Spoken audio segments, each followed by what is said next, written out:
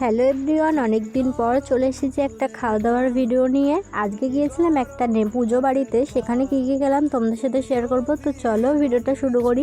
প্রথমেই দিয়ে গেছিলো ভাত, কচুর শাক আর মোচার তরকারি। কচুর শাক আমি খাই না, কিন্তু আজকে খেয়েছিলাম কচুর শাকটা, জাস্ট দারুণ হয়েছিল। তারপরেই খেয়ে নিয়েছিলাম মোচার তরকারি। মোচার তরকারিটাও খুব সুন্দর হয়েছিল। এটা খাওয়ার পরে দিয়ে গেছিলো পাঁচমেশালি তরকারি। আমার পাঁচমেশালি তরকারিটা মোটামুটি বেশ ভালোই লেগেছে।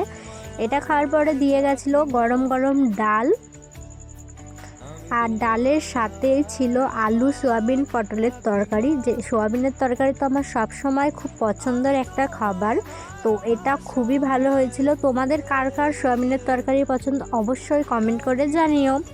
তারপরে দিয়ে গেছিলো টমেটোর চাটনি, আর সবশেষে ছিল পায়েস। তো ভিডিওটা তোমাদের কেমন লাগলো অবশ্যই কমেন্ট করে জানিও। দেখা হচ্ছে পরের ভিডিওতে, ততক্ষণ সবাই ভালো থেকো, বাই।